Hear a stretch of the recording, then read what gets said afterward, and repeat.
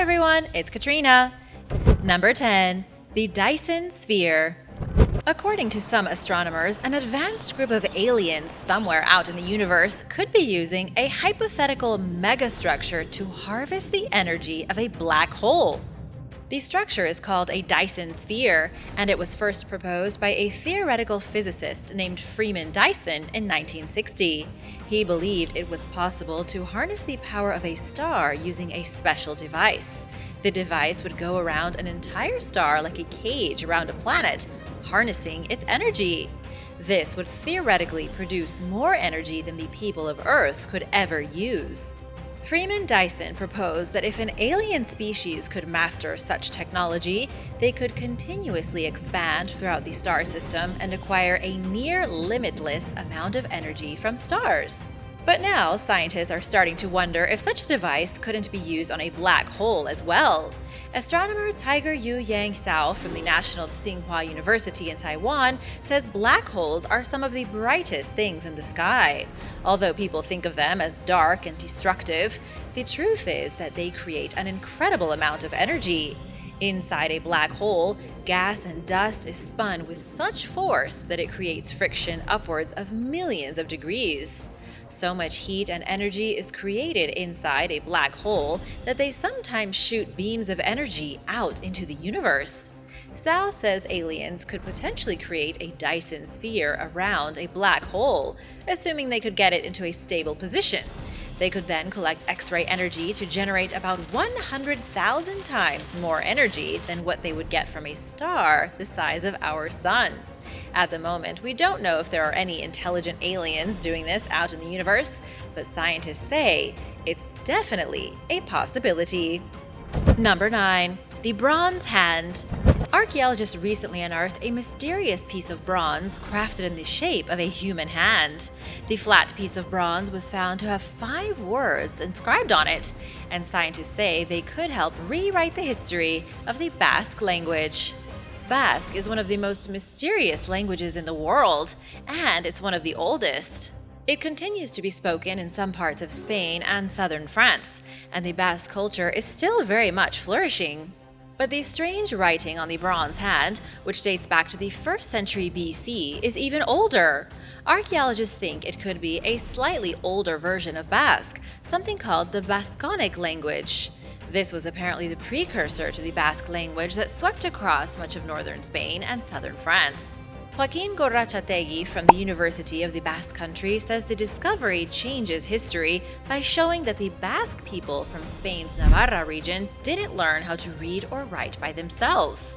The dating of the bronze hand shows they had no written language until the Latin script was introduced by Roman invaders. It's an exciting discovery for another reason as well. Archaeologists say the hand was likely used as an amulet of protection. It was discovered at the foot of a medieval castle, where it may have hung on a door. The only word translated on the hand so far reads, "fortunate." Number 8. Opal on Mars. NASA's been busy for the past few decades trying to find irrefutable proof of water on Mars. Over the years, they've continued to find better evidence that Mars was once covered by a liquid ocean, but they've still never been able to 100% confirm their theory. However, many experts believe Mars was once home to oceans, and that it used to have its own atmosphere like on Earth. Scientists even think the red planet could have supported life. But what happened to Mars is a huge mystery. All we really know is that if Mars did have liquid water and life, it was a very long time ago. But NASA recently found something on Mars they weren't expecting to find: opal. NASA's Curiosity rover was studying fracture halos in the Gale crater when it came across traces of opal. Amazingly, many of these craters are practically bursting with the mineral. This is a huge deal because opal only forms in environments that have a lot of water. For these empty, red, dusty craters to have opal means they must have once been submerged under a great amount of water. It's yet another piece of evidence suggesting that Mars once had oceans of its own. And if Mars was the right temperature for liquid oceans, chances are those oceans had life. What do you think? Let me know in the comments below.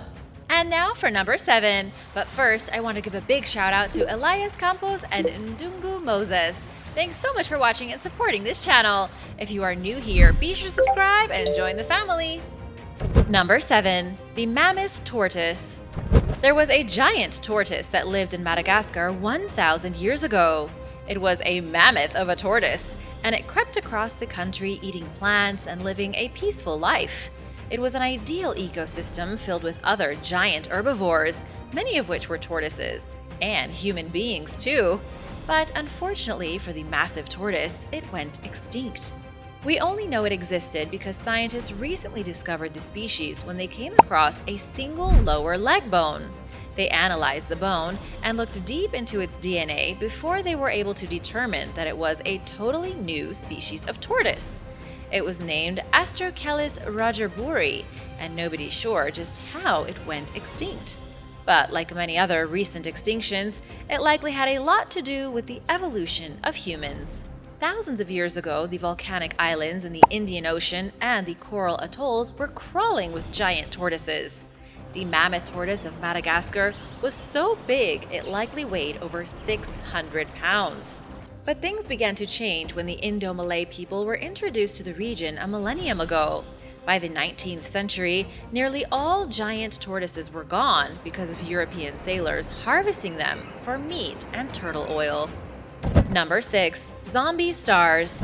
In early 2023, an international team of astronomers uncovered 8 of the hottest new stars in the universe. These 8 stars are known as white dwarfs, stars that are about to burn out at the end of their lives. Scientists sometimes call them zombie stars because they are essentially dead and just waiting to explode.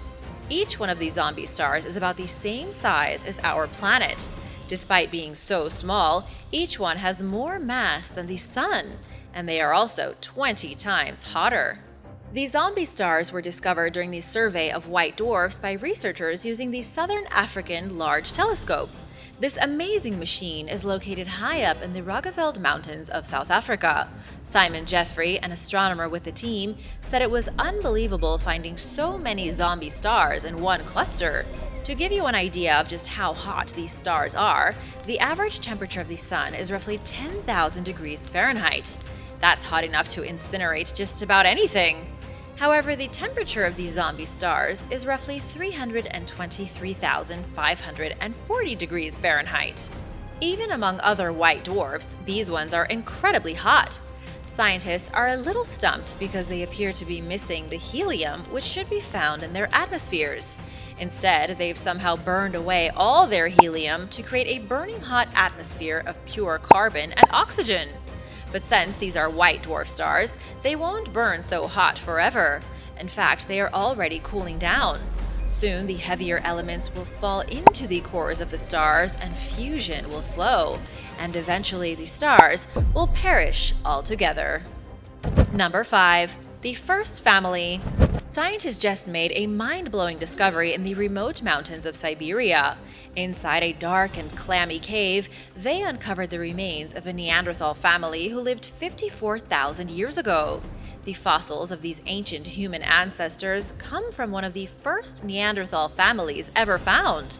Researchers identified the fossils of the father, his teenage daughter, his nephew, and a woman who may have been his aunt or grandmother. That's 3 generations of Neanderthal, all buried in the back of the same dark cave. Researchers made the discovery by extracting DNA from 17 bones and teeth. They took samples from 7 male Neanderthals and 6 female Neanderthals, all of whom were alive at the same time. Although the team of scientists were only able to make a few connections, most of the people in the cave were likely related. The father of the group had a female partner, and the 2 of them had multiple children. It's also likely that they had cousins living in the cave with them too. This was a huge family of Neanderthals living in the frigid wastelands of Siberia at a time when food was scarce. Researcher Lartis Skov from the University of California believes that everyone in the cave died at the same time. It may have been a mass starvation event, with the whole family simply unable to get the food they all needed. Number 4. The oldest runestone. In Norway, archaeologists have discovered what they believe to be the oldest runestone in history. The newly found runestone dates back 2,000 years. It was found by researchers at the University of Oslo's Museum of Cultural History while digging through a burial ground. The runestone is called the Svingerud stone, a reddish boulder of sandstone that's about 1 foot tall and 1 foot wide. It was uncovered in a cremation pit with the remains of charcoal and burned bones that dated back to between 1 AD and 250 AD. Runologist Christel Zilmer says the mysterious stone could rewrite the earliest chapters in the history of runic script. That's a big deal considering just how many runestones there are throughout Scandinavia. Several thousand of them are from the Viking Age, which started in 793 AD and ended around 1066 AD. But runestones from earlier are a lot harder to come by, and only about 30 of them have been found in Norway to date, older than 1,400 years. It used to be considered impossible to find one from 250 AD or earlier, until now. According to archaeologists, this newly discovered runestone could have been the first one ever built. But what exactly is the significance of a runestone? Runes themselves are simply a form of writing. Runes were used as the alphabet in Scandinavia up until the late Middle Ages.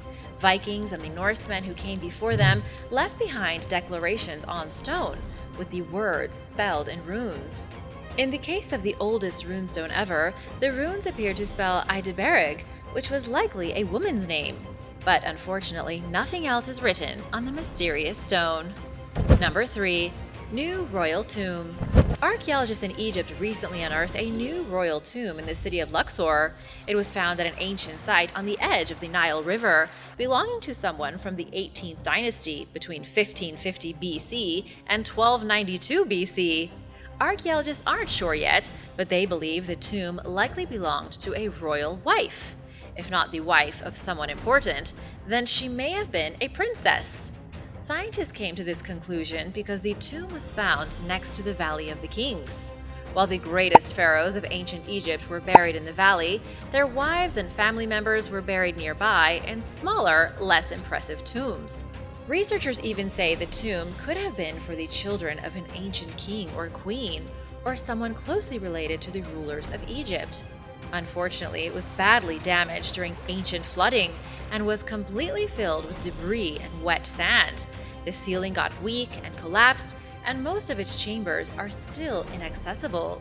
It will take archaeologists at least another season of digging before they even hit the bottom of the mysterious tomb. Hopefully, the secrets of the tomb will be revealed later in 2023, so stay tuned! Number 2. The Loch Ness Monster. Once again, scientists are trying to figure out what's hiding in Lake Loch Ness in Scotland. This time, researchers tried to determine if the Loch Ness Monster is really just a giant eel. If you haven't heard of the theory before, some people call it the eel hypothesis. The idea behind it is that because people have been witnessing a serpent-like monster in Loch Ness for over a century, there must really be something living in the lake. But instead of it being a prehistoric monster, seeing as the odds of that are so slim, some believe it's a giant eel, or multiple giant eels. Scientists even took DNA samples from the waters of Loch Ness and discovered a massive amount of eel DNA. Unfortunately, the eel DNA still may not solve the mystery of the Loch Ness Monster. Investigator Flo Foxon recently published a case study on the chances of the monster being an eel. He claimed the chances of finding a large eel in Loch Ness are 1 in 50,000. And he explained further by saying the chances of finding a monster eel measuring 20 feet long or more are almost zero. A European eel typically reaches a maximum size of about 2.6 feet, much smaller than the alleged Loch Ness Monster. It's likely that eels are living in the lake considering the sheer amount of eel DNA in the water. However, scientists don't think any of the eels are any bigger than 3 feet. As much as everyone would like to identify the true Loch Ness Monster, it doesn't seem like it will be happening anytime soon. Number 1. Mummification tools. The biggest cache of mummification tools ever found was recently unearthed in Egypt. The tools were found buried inside a shaft at the cemetery of Abusir near Cairo. A team of Egyptian researchers came across over 370 pottery storage jars, along with other pieces of equipment and tools used 2,500 years ago. Some of the vessels still contain materials used in the mummification process. But the canopic jars, the ones used for holding organs and other viscera, were empty. This was more of a deposit of workshop tools, and so the canopic jars had yet to be filled with gooey mummy brains. The huge cache of mummification tools was found in the tomb of an admiral who shared his burial plot with a general. These were extremely important dignitaries around 500 BC, just a few centuries before ancient Egypt came to an end. But researchers are stumped because they don't know why so many tools were left inside an admiral's tomb. They found vessels containing oils, balsams, textiles, myrrh, and other ingredients necessary for mummification. It was like someone just dumped them at the end of the tomb when they finished the job, instead of using them somewhere else. Thanks for watching! What discovery would you like to learn more about? Let me know in the comments below, and be sure to hit that subscribe button if you haven't already. See you later. Bye!